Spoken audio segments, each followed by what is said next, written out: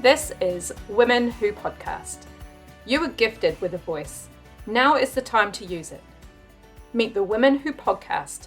Hear their stories so you can be encouraged to turn your ideas into reality.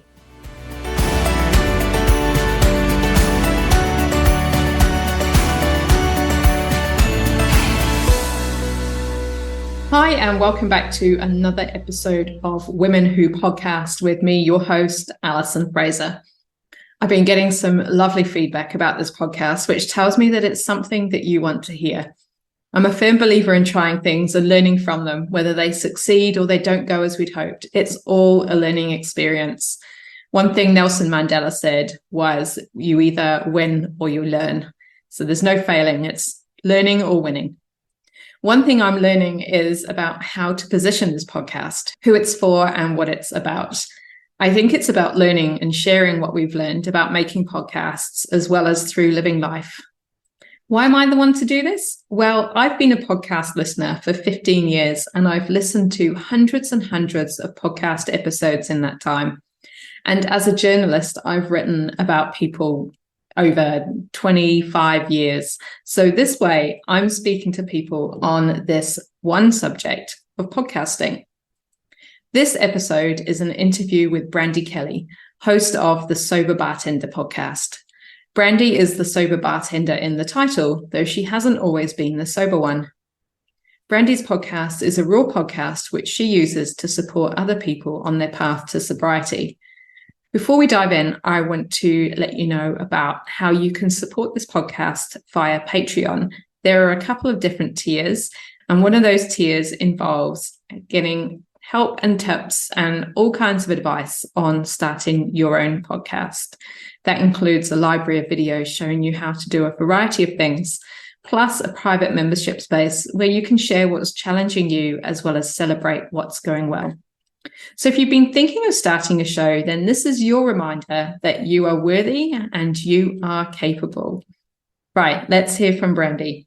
Welcome to the show, Brandi. So excited to hear about the Sober Bartender podcast. Thank you for having me. I would love to know what led you to starting a podcast that's called the Sober Bartender. So I am the Sober Bartender. I'm a sober bartender. I've been a bartender for 20 years, and I have been sober for nearly 3. And it's a bit of a paradox, I guess. I mean, it's not something common. It's more common than you would think, but it's not every day that you meet the bartender that does not drink. And in my journey from stopping drinking, I learned so much about myself and just about life and how to live without alcohol. And so I felt really moved to share what I had learned, but I didn't know how I was going to do that. I didn't know if I needed to write a book or figure out how to become some public speaker, or if I needed a podcast or what it was. And then my husband and I moved to South Texas last August, not this last, but the August before. And I was really disconnected, and I had left my recovery community, and I just felt disconnected from everything except him, thankfully. And when I saw an opportunity to start a podcast come up to learn how to do it, he really pushed me and said, "You've been looking for your thing. This is your sign. You're not working yet. This is your time. Do the thing." And it's working out well by the sounds of it. It really is. It's one of my favorite things, and sometimes it's one of my least favorite things, but I love it enough that it continues to live on. Therefore, it is absolutely worth it. You mentioned before that you say, you are a sober bartender, and it's more common than people may think. Have you discovered through your podcast that there are more and more bartenders who are also sober? Yes. So starting the podcast, people started coming out of the woodwork. I was in Vegas for 15 years bartending, and there were quite a few people that started messaging me after seeing that I had a podcast and said, I haven't drank for 6 months, and, it's really good that you're putting this out there and letting people know that it can be done. Because so many people think well, sure, of course you can get sober, but you don't know how my life is, or you don't know how it is at my job, or you don't know my problems. And so it's really going, whoever you are, whatever you're doing, if it's something that you need to do, it can be done regardless of your circumstances. And I'm living proof. Are you open to sharing your story with us? Oh, sure. I will give you a very Cliff Notes version. But yes, I started bartending at 19 years old. And, with that, you're just kind of in the scene of alcohol. I was dating a motorcycle, like a biker dude, and was kind of just living a fast and exciting life. And I moved from one state to another. I moved to Las Vegas and just really dove into, the drinking culture. And, you deserve a drink when you get off work because you earned it. So you get your shift drink. And then other bartenders come in to see you. So you need to go in and pay it forward, and you need to go and network. And then, that's not even including just blowing off steam in your own time. This is just the functions of your job. And regulars come in and they want to buy you a shot. So you do a shot with them. But I realized more and more that I didn't have an off switch. And so, just one year led to another year, led to a huge drinking problem. And then when life changed and I was on my own, then it became my only coping mechanism. I no longer knew how to deal with any kind of stressor or any kind of life change, or I couldn't deal with anything because anytime anything came up, I just would drown it. And then it was drowning me, and I would shake in the morning and I would vomit as soon as I, would brush my teeth. It was just, I was ill and I needed alcohol to function, like to survive. And so I got desperate, and I was still bartending. I had insurance because it's easy to stay that bad, that progressed in alcoholism and still have a job. But I reached out to the number on the back of my insurance card. I called the mental health services number and just said, I have a really bad drinking problem. I don't know what to do, because no one around me knew what to do because they all did it too. And from there, I got into treatment, and then I got into recovery, and then I fell on my face, and then I got up and I continue to march on. But now this is another part of what helps me stay sober. That's incredible. I think, and sharing your story will, other people will relate to what you went through. Yes. Even if the circumstances are different, they hear things in my story that makes them go, oh. And that is all the motivation I need to keep going, You must hear some really awesome stories of other people that have done that same flip that you've done. I do. And they're not all drastic. We all listen to the train wreck, when I crashed my car and I went but it's not always like that. For me, it was an internal thing. And that's what I hear from a lot of other people, is they tell me that they didn't think that their problem was that bad because they still had a home, and they still had a car, and they still had a job and a family, and they didn't live under a bridge with a brown paper bag. Therefore, they couldn't be that bad. But inside, they are dying. They are desperate and they are hopeless. And, even if your outsides look normal, if your insides are that way, that's a cue that it's time to change. What's it like now being a sober bartender, when before you said it was just part of the job, having a drink afterwards and your punters buying you shots? What do you do now? Now it's just a job. And I am honest with my patrons. If it comes up, I don't, caution them each time I hand them a drink. But, if I get to know some regulars and they tell me, oh, yeah, this weekend I got a public intoxication, I was walking down the road and got arrested, and all these bad things keep happening to me, I can now just gently say, have you noticed that there's one thing in common with each of these bad things? Just wondering if you can see what the common denominator is in all of your troubles, and just leave it at that. And then if they want to reach out and say, okay, you're right, what can I do? Or what, then that opens up the door. But if it doesn't, then maybe just it's something they think about 5 years from now. Or But honestly, I mean, I don't enjoy being a bartender anymore. I don't want to lie and say that it's great because I'm not part of the party. It felt like a lifestyle before, and now it's a job. I was saying you're also not 19 anymore. None of us are. No, I am not. And I realize that more and more every single day.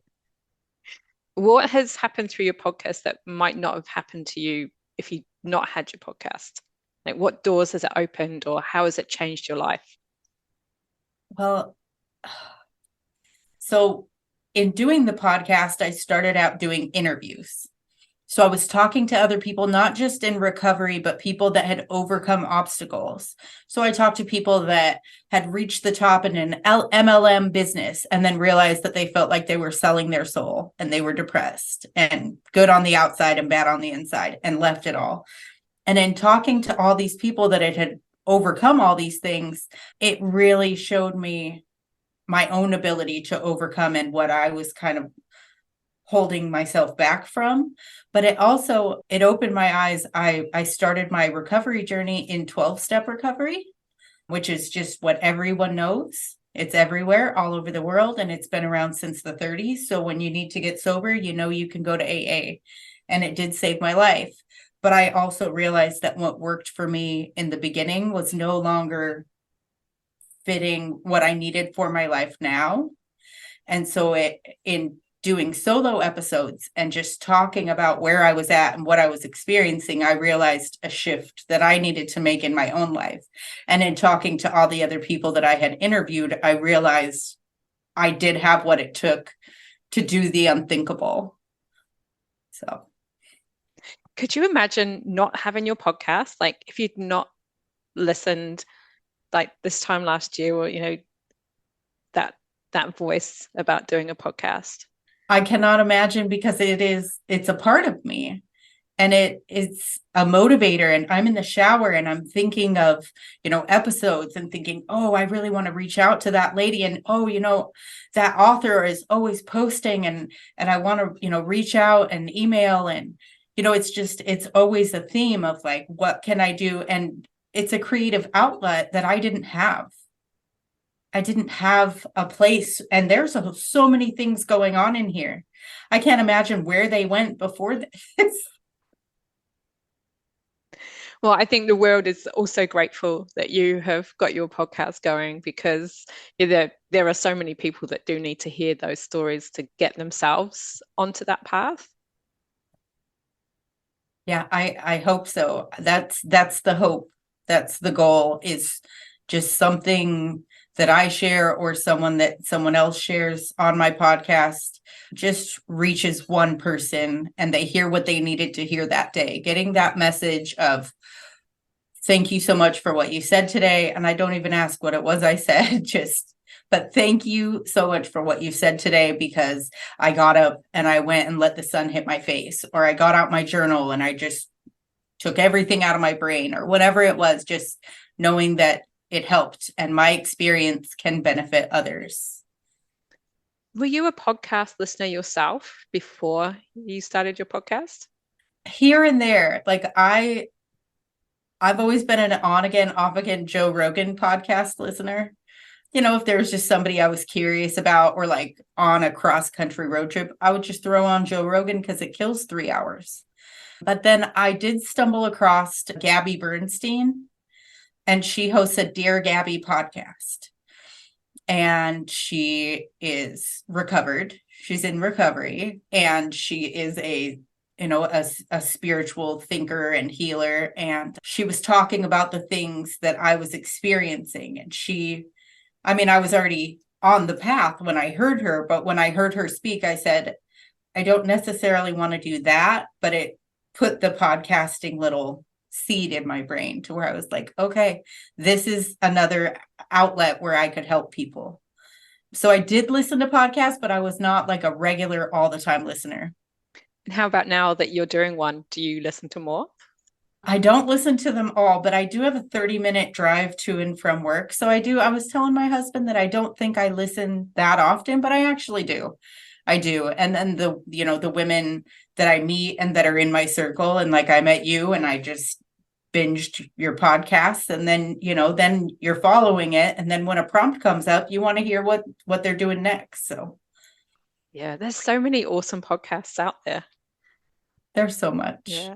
And we mentioned before we started recording that, I've got another podcast that I'm getting ready to launch, and you look like you had several other ideas. So I guess once you start podcasting, it can become another little addiction. I think so, especially when it's a creative outlet, and it helps people and it helps us. So when we get a little bit of a good thing, why wouldn't we want more of it? But then there's always, the other side of it, of the payoff. the behind. Yes. Yeah. Yeah. It can be, well, I wouldn't call it addictive, because, the addictions usually have negative consequences. Not I always. suppose. Well, yeah. But it depends on what it is. Yeah. If it's healthy or unhealthy. Mm-hmm. Yeah. Yeah. What have you learned from podcasting, or what tips would you share with someone who's maybe thinking of starting out or is just starting out? So I think the most important thing that I needed to hear over and over and over, because I would hear it in the course that I took, but I needed to keep hearing it, is you are absolutely qualified. Like, the world needs what you have. And even if there is another podcast on whatever it is that you want to talk about, no one can do it like you. No one has your recipe. No one has your experience. No one has your insight. No one has your passion. So whatever you have, if you feel compelled to share it with the world, use your voice.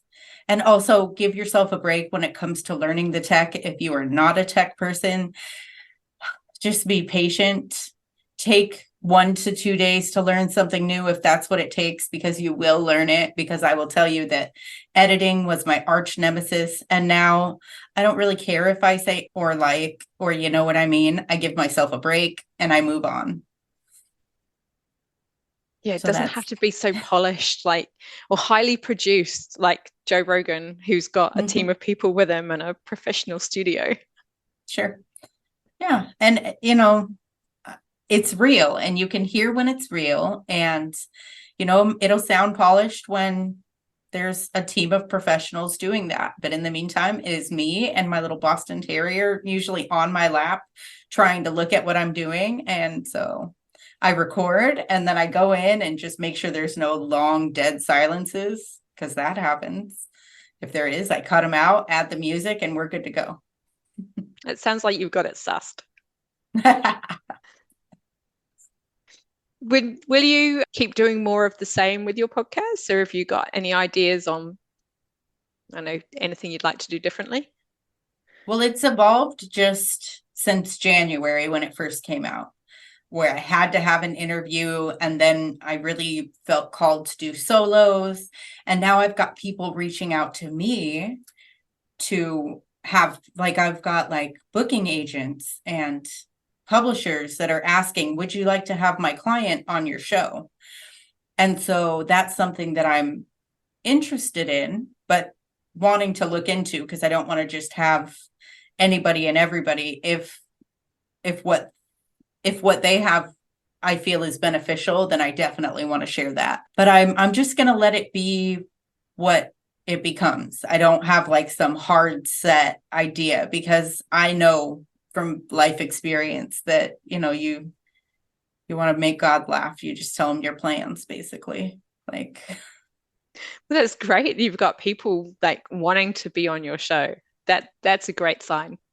Mm-hmm. And they don't always follow through, though. I'm not, so I won't say oh yeah, people are lined up to get on my show, because I don't know if I've actually sat down with one of those people, because, life happens. And for the most part, it's been people that I either know or have met through the podcast or through the Facebook page. But I don't know what it'll be, but I just hope that it continues to grow and to help, and it's helping me. So I'm so glad that you shared about your podcast with us, Brandi, because I've learned a lot, like just from hearing from you. I can see, like on the video call we've got, just how passionate you are about it, and that definitely comes through in your voice. So keep doing what you're doing. I absolutely will. And thank you for inviting me to come and talk about it. I could talk about it all day, which is why I have a podcast about it. Awesome. And I'll put the links in the show notes so people can come and find you and give you a 5-star review. Thank you so much. It was great to meet you, Allison. Thank you so much to Brandi for sharing about the Sober Bartender podcast. What I loved hearing from Brandi was how she's leapt into doing the show and how she's doing it in a way that suits her. I hear so many stories of people wanting to do something but putting it off until something about their life is perfect, and then it never happens. So if you're feeling that call to do something, go ahead and do it. That's all from me. Please go and give Brandi a listen and a 5-star review, and review this podcast if you've not already. This month, I'm reading out a review I've received at the end of each episode to say thank you. Here's a recent review from Spandex and Wine. New podcaster must. Such a helpful podcast to have as I'm starting my own. Great to hear tips from those doing the work. Thank you, Spandex and Wine. I'm looking forward to watching your podcast grow. See you all next week, where we will hear from Tammy Crin from the POD with a Twist podcast. So please join me then for a listen to her. Thank you to my podcast supporters, Mary Hanlon, Kristen Wilson, and Alice Nichols. You too can support the show at Patreon. All links are in the show notes. You've been listening to Women Who Podcast, the podcast for women with something to say.